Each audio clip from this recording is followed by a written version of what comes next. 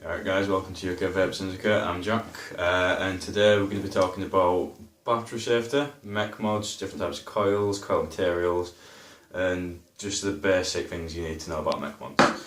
Right, the first thing you need to know about batteries is you need to keep them well wrapped. And here we have some Samsungs, which are in the old blue wraps. As you can see on the negative, they are wrapped really well, and the positive is well covered.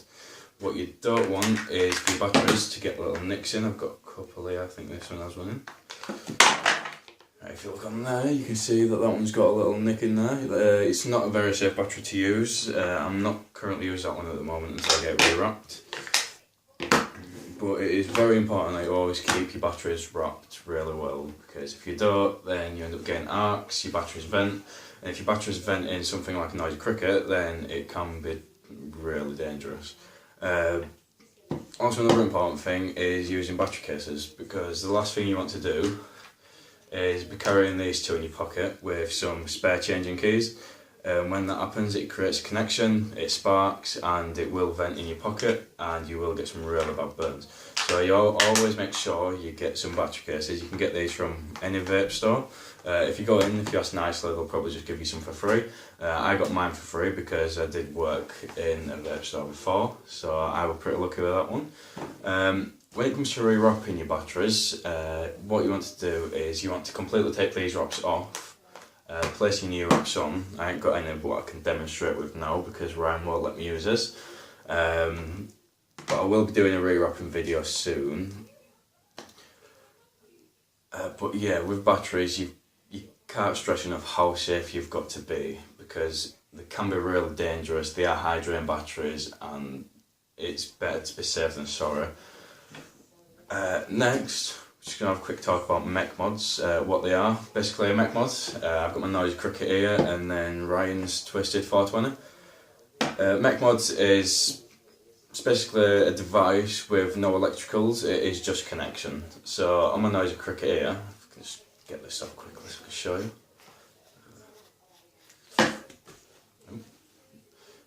As you can see, I've just got a battery there. I've got a hybrid connection on there, which is refusing to come off my indestructible RDA. But the positive connection is touching your 510 pin in your RDA. You never want to use a tank on a mech mod because you're just going to kill it, and you're going to probably kill yourself, to be honest.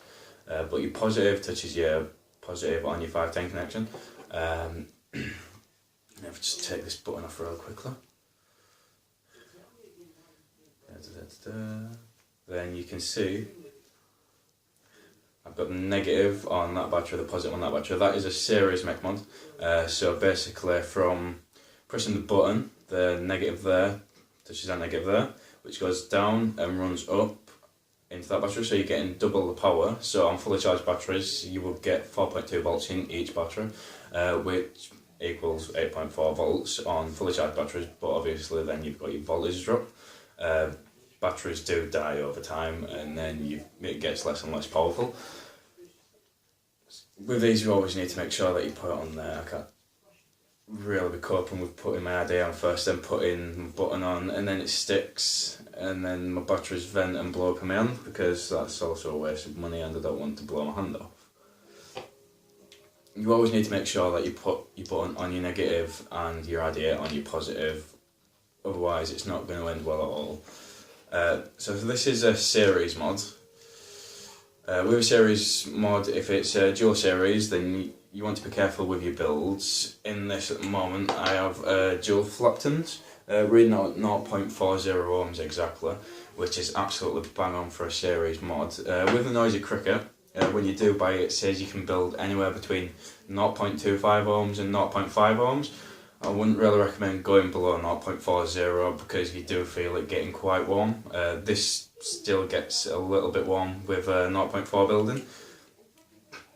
But then you go on to, we've got Ryan's Twisted 420 here.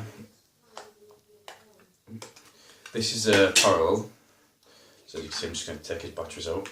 This did something to this, so we had to get it fixed. But it did have a MOSFET inside, which regulated how low your builds can go. You can only build to 0.15 ohms with these. It recommends 0.20, but it is a parallel. With a parallel, your batteries are both facing the same way, both going in the same direction. So you're getting a constant 4.2 down. But you can run a lot higher amperage and lower builds. The batteries will be able to handle it. Still don't really recommend extremely low builds. It's just not safe. But with this, always make sure you put your batteries in the right way, because it can end really wrong. Just make sure that's on properly.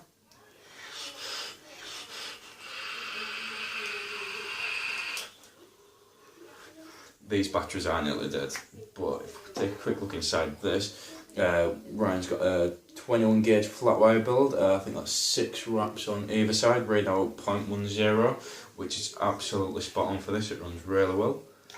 Just pop that back on there. Just get this little juice up.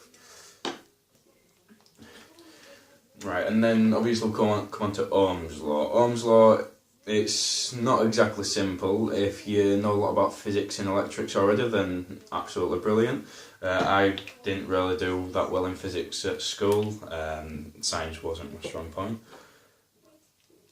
But you can work out what wattage you're going to be running on a mech mod by using your calculator. This is 2 batteries. So to calculate this, it's 8.4 volts. So I would do 8.4 volts times that by 8.4 volts, which gives me, I think, 70.56. And then I'm using my phone to record, so I can't exactly give you a demonstration. And then you divide that by the ohms of your coils. The ohms of this coil is 0.40 exactly. I think it was 0.39 before, but it's got a bit dirty. It comes up to around 199 watts, thereabouts. It is quite a safe build in this, and I get a lot of flavour from this.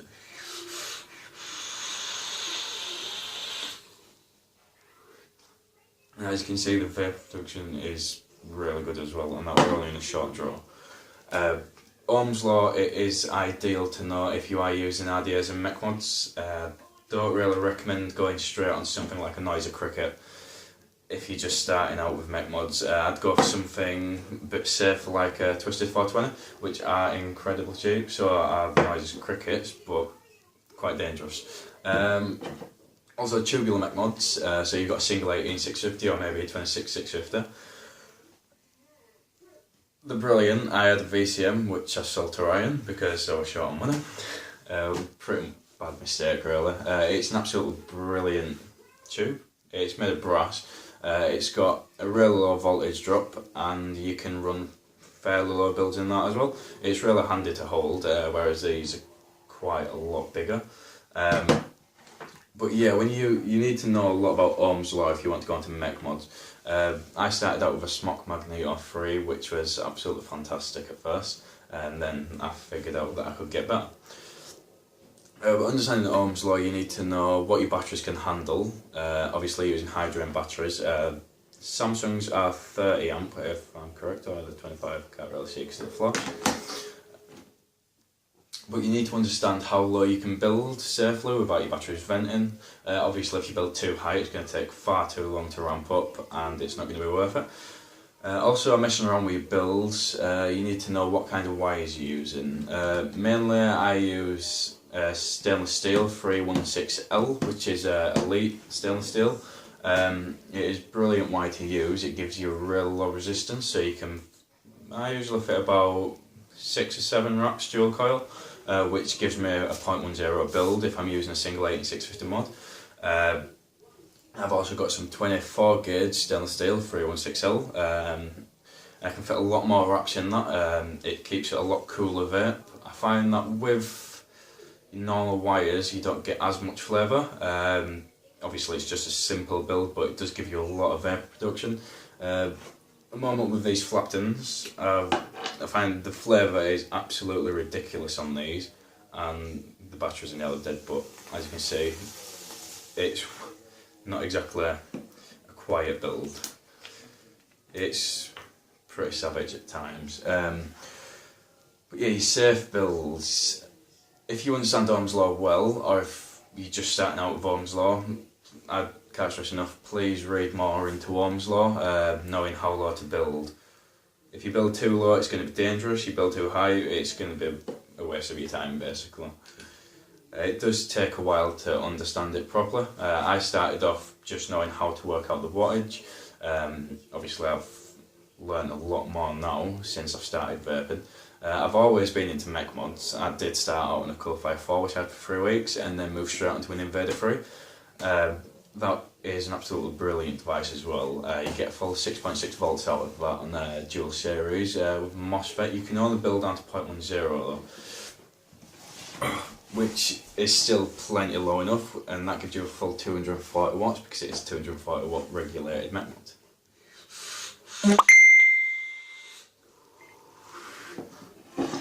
And you've got your different types of coils. Coils, it all depends what you want. If you want power, then I'd say go for something simple. Like I love using stainless steel, but you can use camphor. Camphor, it's a high resistance wire, so you do get a lot higher resistances. I had, I think it was 6 wraps quad coil. That came out to 0.15. But we've got some flat wire in here, which is 21 gauge stainless. This is reading 0.10 on the dual coil with 6 wraps. And then obviously a higher resistance. This is the Flaptons with 8 wraps on either side, reading out at 0.40. Coil materials vary as well, like you've got your nichrome, you've got your Ni8A, Ni9A, Ni200. They're low resistance wires, so is the stainless. You want to be really careful with them because I've found that they do give you stupidly low resistance, which is pretty much why I don't use them, because I use this and you need a high resistance build. Yeah, all you need to know basically is what wires to use for what builds you want. These Flaptons in here are actually, it's a pre-built wire, so I didn't make these myself, but these give me a decent resistance. I can get enough power out of it for enough vapor production, so I'm happy. It gives me a lot of flavour, so no matter what liquids I use, I always get the best flavour possible, whereas if I was using a stainless build, then I'd just get more vapor production and not enough flavour. I do like my flavour, and I also love the vapour, so it's a win-win for me. With Ryan's flat wire in this, as you can see, the batteries are running a bit dry.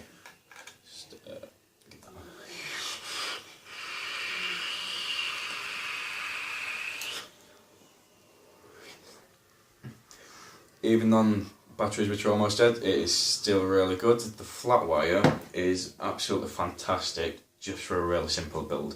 And the flavour's not that great, but the vapor production is immense. And then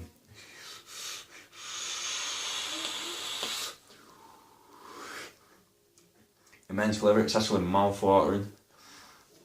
I can feel the saliva build up when I take a draw on this.